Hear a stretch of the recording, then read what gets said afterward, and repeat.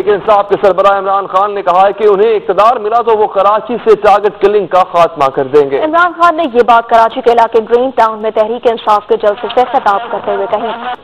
کراچی میں پاکستان تحریک انصاف کے ہونے والے جلسے میں جدید اسلحے کی سرِ عام نمائش کی جاتی رہی۔ پاکستان تحریک انصاف نے گرین ٹاؤن میں جلسہ کیا جس میں عمران خان نے اپنے خطاب میں پولیس کے نظام کو کڑی تنقید کا نشانہ بنایا۔ تاہم اس جلسے میں اسلحے کی نمائش پر پابندی کے باوجود کارکنوں نے جدید اسلحے کی سرِ عام نمائش کی اور ہتھیاروں کا تبادلہ بھی ہوتا رہا۔ اس موقع پر پولیس افسر بھی خاموش تماشائی بنے کھڑے رہے اور کوئی ایکشن نہیں لیا گیا۔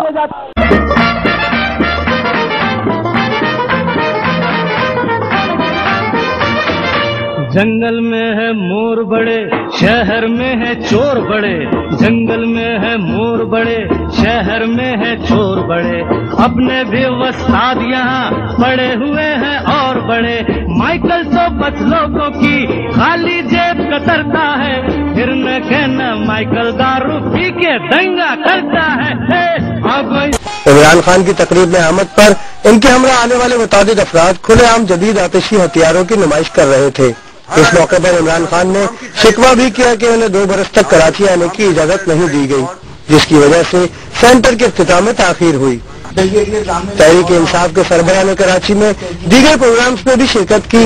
اس موقع پر بھی ان کے ہمراہ مسلح افراد موجود تھے۔ ان کے ساتھیوں کی جانب سے کھلے عام جدید ہتھیاروں کی نمائش کو مختلف شہریوں نے عمران خان کی جانب سے قانون و انصاف کی حکمرانی کے دعووں کے برعکس قرار دیا ہے۔